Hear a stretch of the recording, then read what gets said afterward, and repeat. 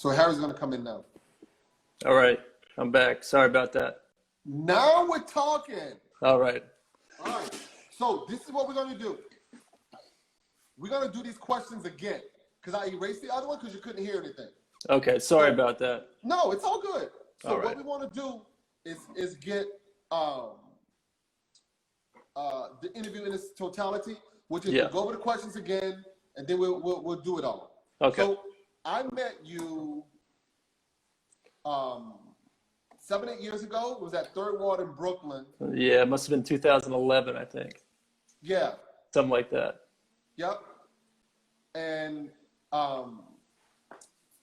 because I had been milling for a while, but I wasn't doing much furniture, and I was just learning to weld. I think that's why I learned. That's why I learned to weld as well. And I remember I was busy with the wood, and I had Mike. What was Mike's last name? Was he teaching there? Yeah, he teach and he worked there. Asian dude, but he wasn't Asian. He was from Connecticut. Yeah, Mike. Yeah, I forget his last name as well. Yeah, he made nice stuff. Yeah, exactly. He was a great architect. He was a great woodworker, and he was a great metal worker. Right. And then he started talking about patinas. Yeah. And I was like, "What's that?" Because I'm going to have to charge more because it's very expensive. For sure.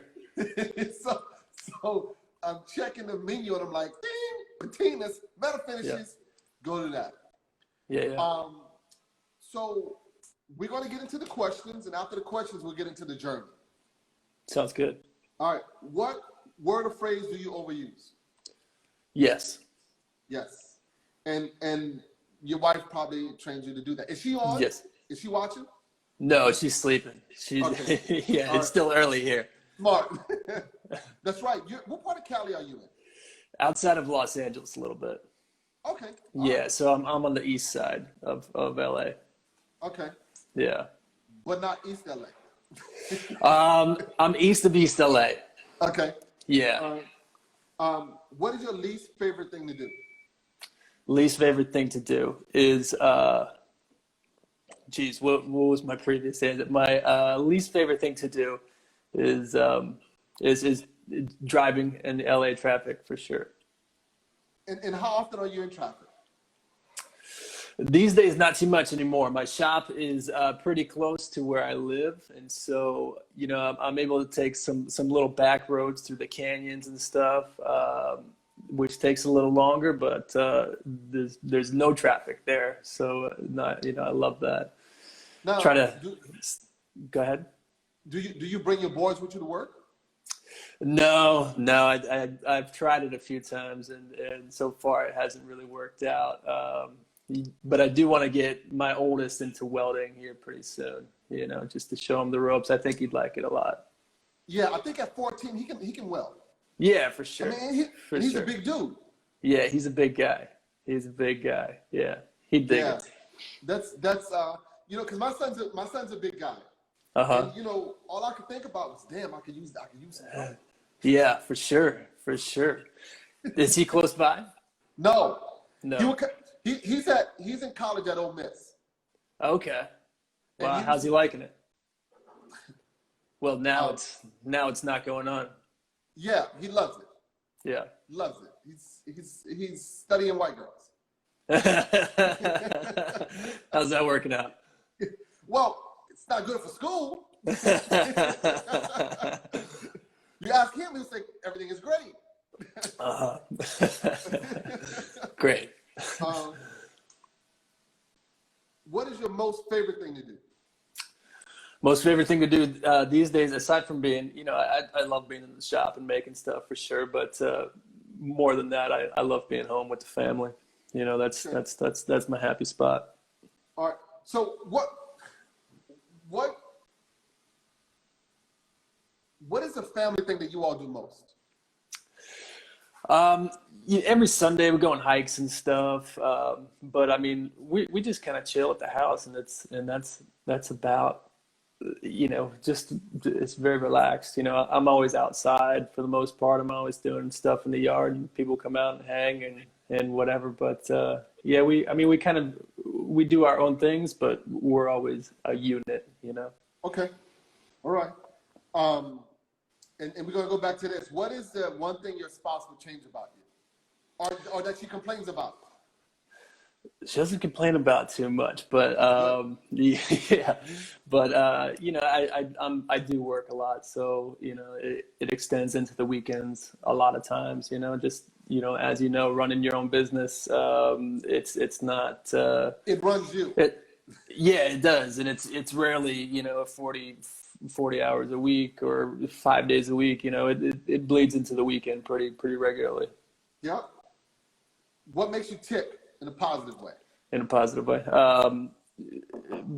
being around other people who are driven, you know, positive thinking people for sure. Right. What irks you the most? Laziness. Laziness is gets under my skin. All right. If you have to travel cross country on a motorcycle, who would you go with? My wife, for sure. All right. If you invited to a card game and a fight may break out, who would you take? Oh man. So probably some of my friends from back in New York for sure. You know, there's some dangerous people over there. Yeah, it's a little harder to live over here. Yeah, I miss it. What sound what sound makes you happiest? My kids laughing for sure. Right. What sound bothers you the most? High-pitched noises. Any sort of high-pitched noise really drives me crazy. Okay. We said, what profession other than your own would you like to try? I'd definitely be doing something with animals, you know. So have an animal sanctuary or something like that. Yeah, we're talking about exotic Joe. So yeah. What animals would you want? How big would that be? Well, I'm already starting one right now here in my backyard, which I have a bunch of turtles and tortoises and stuff like that, dog and a cat. But yeah, probably more. I'm into the reptile side of things. How many turtles? 7 total. I have 4 tortoises. Sorry, 3 tortoises and 4 turtles. Okay. All right. Since we can't get a tour of the shop because you're not there, yeah. Can we see the turtles after? Yeah, I can take you out there. I don't know if anybody's awake right now, but yeah, I can take you to show you some stuff. What profession? You said, I'm sorry. What would you like on your tombstone? It was a good ride. All right, cool. All right, so with the conversation, we want to go from your high school years and the things that led you and pointed you in the direction you're in that got you into metal sculpture. Okay. So from high school, after high school, I have dual citizenship between the U.S. and Australia, and so I have a bunch of family over there in Australia. My dad, my sister. So your high school was in Australia? No, my high school was in Maine. So I grew up in Maine. Okay. Yeah, and then I see some of your posts with your kids in Maine. Got it. Yeah. So my oldest son was born in Maine, and my youngest was born in New York City. But yeah, I grew up in southern Maine, and so that's where I went to high school. And then right after high school, I moved to Australia for a while to travel and to be with family over there. And so, you know, I was kind of milling around the idea of going to college. I wasn't really into it didn't really grab me all that much. I didn't think I was going to do it. But got a pretty good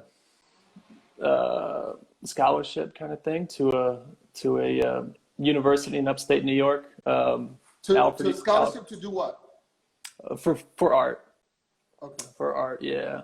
So yeah, I was mostly like a painter and a drawer back then. A lot of illustrations. So yeah, got into this college, and I was traveling around Australia. My mom told me that I got a nice deal, and that I should give it a shot. And so after about a year in Australia, I came back and gave university a try. And it was in Western New York, and it was super cold. And I was a little bit older than most of the kids coming in, and so that pairing really did not jive with me at the moment. It was like, I had all this independence. I was in Australia, like just living on the beach and doing all sorts of great things. What part of upstate New York? Outside of Rochester a little bit, so an hour south of Rochester. So it's another world up there. Yeah, it's super cold, super cold. But so the first year I couldn't stand it, and then after a while, it started the second year. I really started getting into it once I started getting into the sculpture side of things. So that was awesome, and from there it was on. What school was it? Was it Alfred? Alfred University, yeah, Right. yeah. Have you been there? I got a little story for that. Bliss Woodworks just asked. I have not been to Alfred University, but I worked at Four Seasons Hotel, and their board of directors would always come there to have their meetings. Okay. So there was a couple. There was a black couple that I got to know, and they'd come back once a year, and they would always talk to me about Alfred College University. So that's the only connection I have. Bliss said he went to Alfred State. Okay, yeah, it's across the street. Yeah. There you go. Yeah. Small world. It is. I mean, there's Alfred people all over the place. Every state that I've lived in, if it's New York or New Mexico or California, they're everywhere. I meet them all over the place. Yeah. All right, cool. So you're at Alfred, and you get into your second year. You get into sculpture. Yeah. So I started doing a lot of glass casting.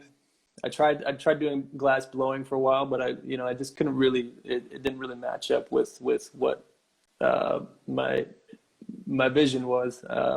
So the casting kind of worked out better. That way I could sculpt and then make the mold and cast the glass into it.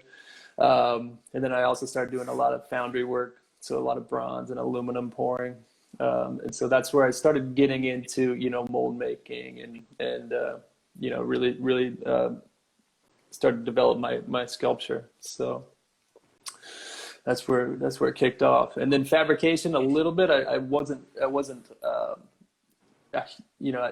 I did what I had to do to get by, but that sort of thing kind of came into play later.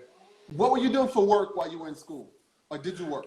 Yeah, I was a film projectionist in the movie theater. Yeah, so I did that. Only had one really bad incident where I spliced, because the films were on reels. And I had this one film, Run Lola Run, which is pretty high energy sort of film, really intense. And it came on 4 reels. And I spliced right in the middle. I spliced 2 and 3, but upside down. Like it was really wacky. So when you got to the middle of the film, the entire film turned upside down, and it was like sort of 3/4 of the way through the movie. It was. That'd be kind of cool. Especially if it's high energy. Yeah, it wasn't a big crowd pleaser. Yeah. Especially in that small town where people don't have nothing else to do. Nothing. Okay, so you're at Alfred. After college, what'd you do? After college, I there was a there was this guy who went to Alfred, and he went on to a foundry in New Mexico, and he was running this foundry out there called Shadoni. It was a really big foundry at the time, and every year he would reach out to my sculpture professor, and he would ask, if there's any good students. And so he recommended me, and so he gave me a call, and I flew out to New Mexico and saw if it was a good fit, and it was. I loved it out there. It was in Santa Fe, and so you flew out there. Yeah. Okay, so let's slow this down and get a little more detail. Yeah. So the professor comes to you and says, he says, there's this foundry out in Santa Fe, New Mexico, and I recommended to the guy who runs it that you go out there and check it out. How many days did it take you to get there? I mean, how long between the time the professor mentioned it to you and the time that you arrived in New Mexico to look at it? How long was that gap? How big was that gap? That was probably like 3 weeks, something like that. Okay. Yeah. So after college, I went back to Maine, just to sort of regroup, and then shortly thereafter went out to New Mexico. Had from my senior show, I sold pretty much everything at that show, so I had a little bit of cash, which was a first. So it gave me a little bit of something to play with to get established out in New Mexico. And so, I had a 1992 Toyota 4-wheel drive pickup truck and packed that up with sculpture and everything I owned, which wasn't much, and drove out to New Mexico. And I stayed out there for about 3 years. And okay, on the drive to New Mexico, did you go straight there? Or did you have some people on the way where you stopped and hung out with? Yeah, for sure. Yeah, stopped and hung out with a bunch of people. Stopped in throughout New York, and mostly took like the central route through Kansas. I remember stopping off there. They liked Lawrence, Kansas is a particularly cool town. Big college town. Yeah, so it's a little vague right now on all the places we stopped. Yeah. So you get to Santa Fe. Yeah. So that was 2003. Right. So what made you decide to be there, to stay there, to go? It looked amazing. I mean, it's if you've ever been there, it's a stunning city. It's and it reminds me a lot color-wise of Australia, of like the outback Australia. So I really like that. I've always been drawn towards like desert regions. The weather was right. Yeah, the weather's nice. I mean, it gets cold there. It snows. It's at a little over 5,000 feet, I think, elevation. So it gets pretty chilly, but it's always sunny. It's gorgeous. I would probably still be there if the money was there as well. But it's pretty tough to live out there. Yeah. All right. So you drive cross country. You get there. Did you have a place to live already, or? Yeah, I got that situated. So I before I made the move out there, I flew out there and sort of got all that lined up. So I got a nice little adobe house out in the desert a little bit, real far away from everybody. It was out there. It was great. All right, and you start work doing what? At that time, I was working at this foundry. So it was a bronze art foundry. And so what I started doing was working in the wax department. So, sculptures would come in, they would get molds taken of them. So there was a mold making crew, which consisted of maybe like 2 or 3 people. And then I was in the wax department when there was probably like 4 people in there. And after a while, I started sort of running that a little bit. And okay, what's the wax department?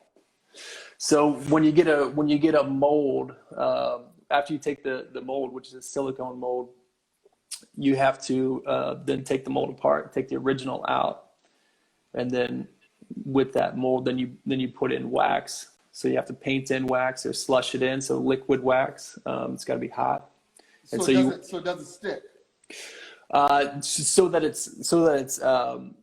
So that you can manipulate it and sort of brush it in. So it's got to be pretty hot wax. Then it dries, and so you got to build it up to about a quarter of an inch thick. And so that thickness is going to indicate what the future bronze is going to be. And so you got to take that wax and then take that out of the mold once you get it cooled down, and then you got to put the detail back in if need be, and then you send it into the next process, which is ceramic shell. And so you take that wax after you do like a bunch of plumbing and stuff that would be where the bronze is going to be poured in. You put that in ceramic shell, and that builds up to about half an inch thick, and it goes through several steps of liquid and then drying, liquid and drying, and it's kind of like concrete. And then eventually you melt the wax out, and in place of where that wax was is going to be an empty cavity, and you pour the bronze into that. Cool. It's a little involved.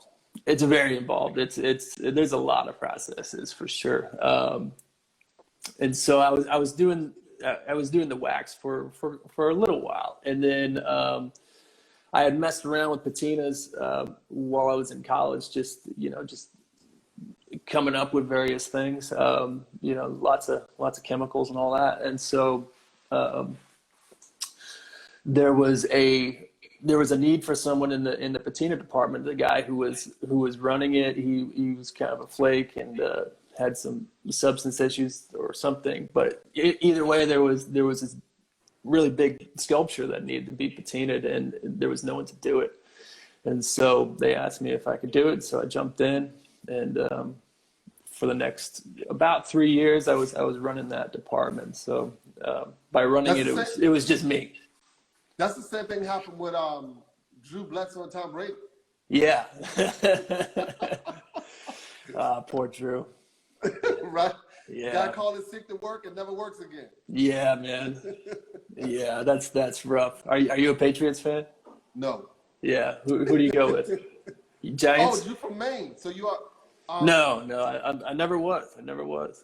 You were never a Patriots fan? No. I was a Bills fan for some reason. I don't know why. Back in their glory days with Thurman Thomas and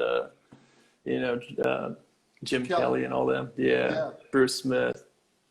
I'm from New Orleans. Oh, okay. So great. I knew that, but I like the Jets and the Giants. I like the either one. Everything New York. Man, Jets. Yeah. You're a glutton for abuse. I love the Saints though. That's my sort of that's my team these days.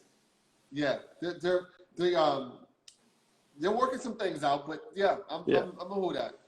I love the Pelicans. That's my team these days, really, for sure. As far as basketball is more my sport, and I love the Pelicans. So why do you like the Pelicans? Zion, man, love him. Do you follow basketball at all? Yeah, I'm from down south, so we sports people. Everything. Yeah. I remember being a young kid and my grandfather he didn't make us. He had the TV, and the TV would be on baseball. So if you wanted to watch TV, you had to watch baseball. You go outside. Uh-huh.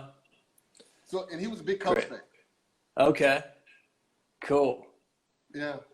Cool. So, okay, so we got to pause. You say you're a basketball guy. Yeah. Do you go to games?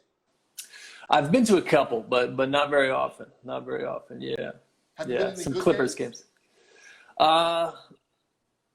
Not recently. Okay. But yeah. Clippers game was the last game I went to. Did you play intramural in college? Not in college. High school is where I sort of left it off. But you know, I still play all the time, just, you know, with my boys. Okay. Yeah. All right. So you're in this place now. You're running a Patina apartment for 3 years. Yeah. And then what? From there, moved to New York. So moved to Brooklyn. At that point, my partner at the time was pregnant with my first son. So we moved out there, and so you all met in Santa Fe. Yeah, and then stayed in New York for about 8 years or so. Yeah, and then when I moved to New York, so I had a gig lined up at a foundry out there, and that didn't really work out. I remember talking to you, and you were saying that's what you were trying to do. Yeah, start a foundry. Yep. Yeah.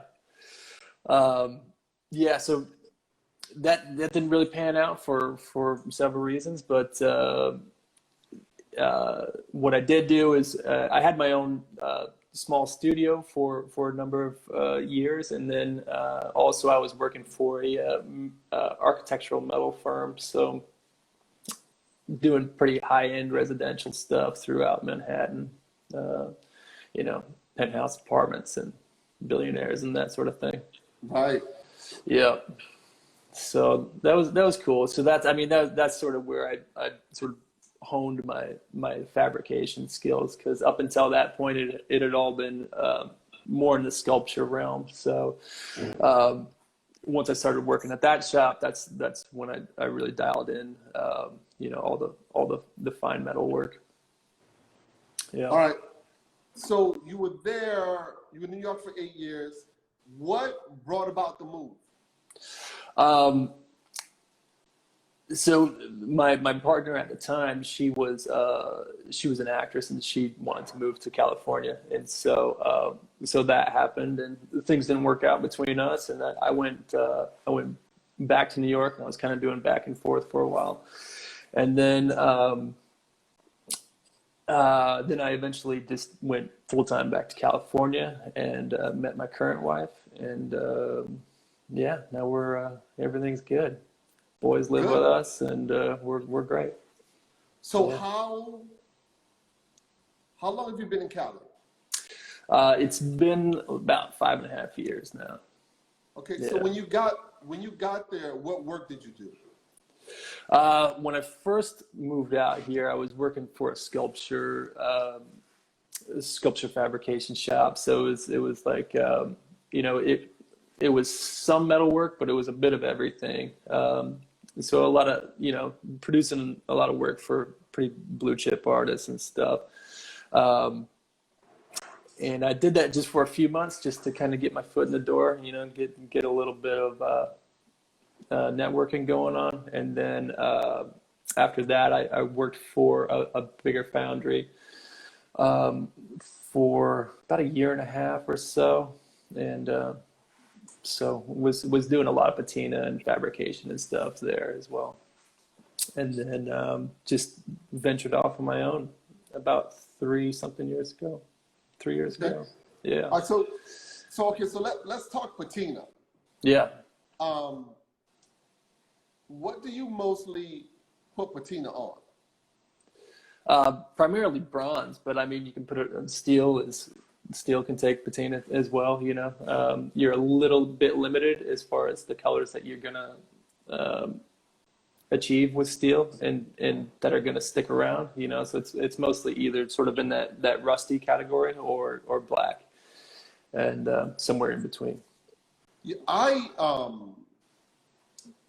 just did a bunch of metal, and I tagged you in it. I used to get cold rolled and put patina on it. Yeah. But I started blasting it, and it takes the color so much better. Yeah. It needs some tooth. I'm sorry? It helps to have some tooth, for sure. So sandblasting, is that what you mean? Yes, yeah. Sandblasting it. Yeah. Yeah, so I'm sandblasting it, and I'm finding that I'm getting the color is a lot more richer, it's more complex. For sure. There's more layers in it. Yeah. And I didn't know that until I just blasted it. Yeah. You know, before I would just buy the cold roll and just go right over it. Yeah. Yeah, it's all about surface prep. You know, as much surface prep as you can do, it's definitely going to help you out as far as the colors that you get and that will stick on there. So if you know, be it like sanding it with you know, random orbit or sandblasting it, it definitely helps. Yeah, you for know, sure. we would sandblast it, but I mean, so we would sand it, the cold roll. Yeah. But even just the hot roll with sandblasting it, it came out a lot better. Yeah. So you patina metal, you patina bronze. What about stainless? Stainless, brass? you can. Yeah, brass you definitely can. So yeah, brass takes patina pretty nicely. Again, it's more in that like dark to golden sort of colors. You know, for architectural purposes, it's nice. Stainless, you can. It's tough. You know, it doesn't. You know, with that name, it doesn't really like to do anything. Yeah, but you know, you can make it happen. But you know, it involves like muriatic acid and just some pretty nasty stuff. So my tendency is not to make it happen. Yeah. But you can make some cool things, some nice colors just with heat, you know. So if you like say polish the stainless and then hit it with some heat, you'll get some really beautiful colors going on. So that's what I tend to do for stainless. How do you feel about doing videos of your process? You know, I haven't before, but I'm open to it. Okay, because I think that what you know, a lot of people don't. And you can help a lot of us get to a different place in what we do. Yeah. I mean, I was gonna video me doing a patina, but I'm like, no, because that's just like one thing, right? Mm-hmm. As opposed to there being a range of things that I could do with this or play with. Right. So and I don't remember seeing you doing anything like that. Mm-hmm. In your content. So it was just a question. Yeah. Is there anything in the world of metal that you haven't done and want to do? Let's see. Sorry, glare was a little much. It is early. It is, yeah. I don't know what time it is, but as far as in metal realm, let's see. No, I mean not particularly. I've always wanted to cast lava. I thought that would be really cool. You know, that was sort of on my bucket list of things to cast would be lava, or casting bronze into water. You know, like a swimming pool. I think that you could come up with some pretty interesting designs doing that. How would you cast lava? You gotta be there, right? You'd have to be there, yeah. And you know, I had this whole vision. I was gonna do it, and then I was. Go ahead. This is why I insert crazy white boys. Yeah.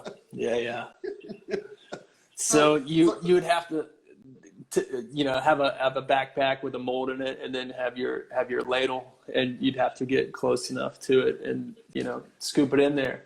And I was telling this to a guy that I was doing this sculpture for this guy from Hawaii when I was in New Mexico, and my plan was to move to Hawaii and do this. And you know, I was like describing this to him, and he was like, yeah, I do it all the time. Yeah. From one crazy to another. Yeah, and I was just like, oh man, I thought it was so unique, but yeah, he totally just crushed my dream. I still want to do it. Yeah, but I guess you're right. If you live near it and it's common, you tend to experiment with it more. But Right. you know, being in New It's York, super illegal. Yeah, being in New York and talking about lava, man, I don't want none of that. No, I get it. I get it. I think it's too late for me now. Anyways, I made a point that you know, once I have kids, that no lava play is going to happen. You know? Exactly. There's so much that can go wrong with that. Yeah, there sure is. So what's next for you? How do you deal with your marketing, the business side of it? Do you work alone? I work alone. Yeah. I mean, I farm out a lot of stuff. You know, I kind of have to, as far as because there's so many steps to this process, as far as, you know, the mold making, the wax working, the casting. So, you know, I used to do all that stuff minus the casting for the most part. You know, so I used to do all the mold making, all that stuff. And it just turns into a real big bottleneck, especially if it's just you. So I think we for the sake of art, for the sake of process, we kind of get lost in the wanting to do all of this stuff, every single process. Yeah. And it's also about like a certain amount of control too. You want, you know, this level of quality, but you know, at a certain point, you just got to trust people and let it go. Yeah, and get to the part of doing what you do and running a business. Yeah. Because, you know, doing all of the stuff, you can't possibly do the business. It would be completely impossible. Yeah. Yeah. So yeah. These days, I pretty much stick to everything after casting. You know, so you know, I'll do quality control and all the other stuff, but I'll just get it once it's cast and take it all the way through. Right. Jeff just asked, why is it super illegal? Meaning the lava. Oh, because it's on a national park. Yeah, it's Kilauea. Yeah, so for mortality reasons, I think, is why it's illegal. It's illegal because there are maniacs who will try and go do that and wind up killing themselves. Yeah. COVID. Yeah, that's crazy. Yeah, it's strange how there have to be laws that protect people from themselves. Well, yeah. I mean, there's we're living in crazy times, man. We are. Yeah, this sort of revolt against masks that's going on right now is a little bewildering. It's crazy, man. I was talking to Obanasa Ricardo, who's in Brazil. Yeah. And, you know, Brazil has it really bad too. Yeah, Bolsonaro. He's a wild card. Yeah, just like ours. Yeah. And it's like they keep ignoring this, telling people to wing it, and it ain't working. No. And I don't get how people are so selfish that they don't want to be inconvenienced by wearing a mask. Yeah.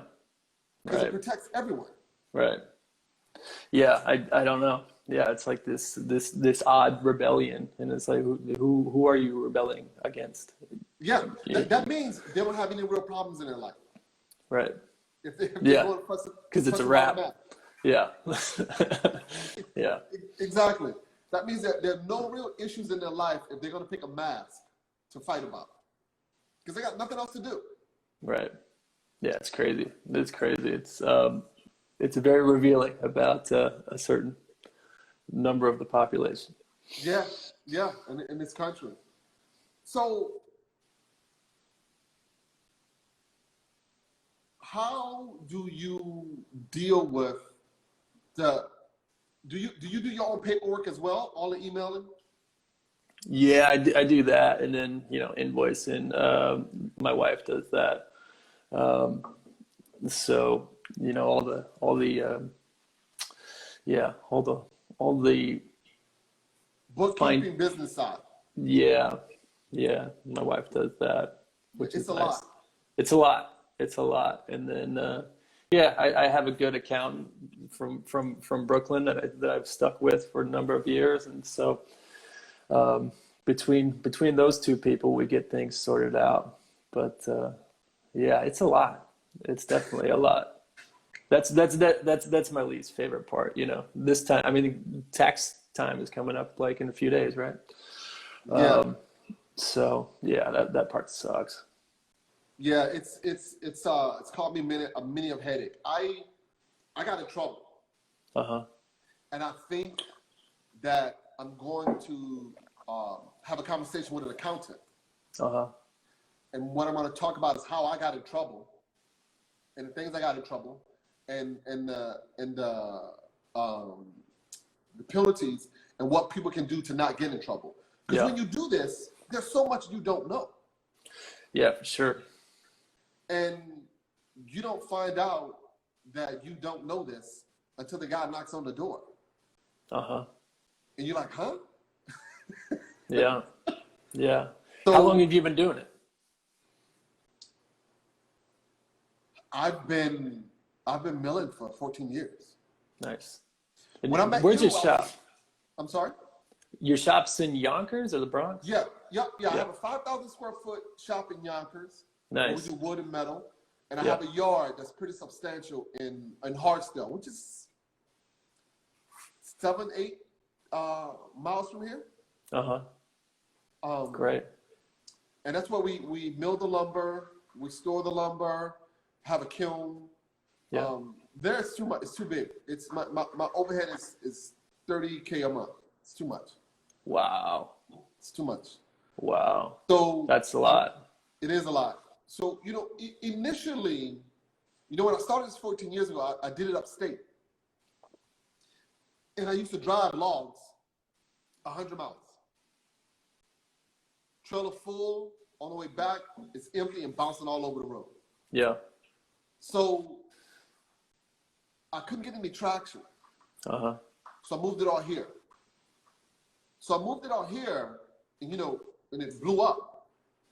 Great. So now that I got traction, I can move it back.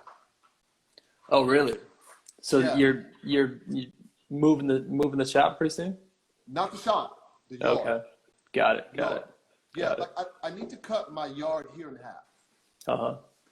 I need to cut the expenses in half, and somewhere 75, 100 miles away, have a 20 acres and set up and let 80% of my stuff be there. Yeah. Because once I cut a log, the slabs dry 1 year per inch. So Wow. they don't need to do that here. They could do that, upstate.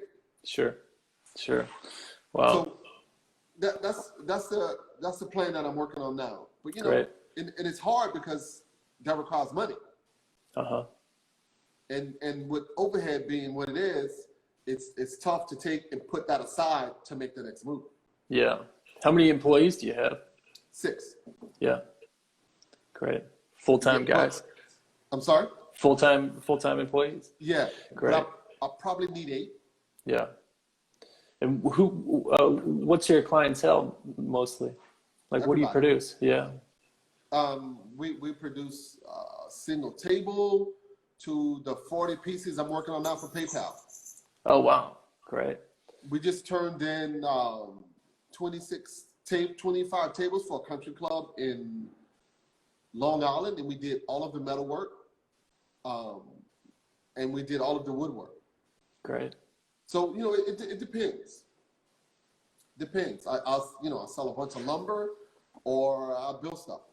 Yeah. But in any case, I need to keep a closer eye on what's going here to control the overhead, because it's a lot. Sure. Yeah. Yeah, $30K a month. Yeah, that's not small. No. Yeah. And you know what the crazy part is, man? I talk to guys, they tell me this is bigger. I'm like, oh my God. Yeah. So you know, it is what it is. So let's see those Well, turtles. all right. I don't know if they're up yet. Let me see if I can find them. All right. Do you name them? Yeah, they all have names. They all have names. So Harry is a mini West Coast exotic Jack. Let's see.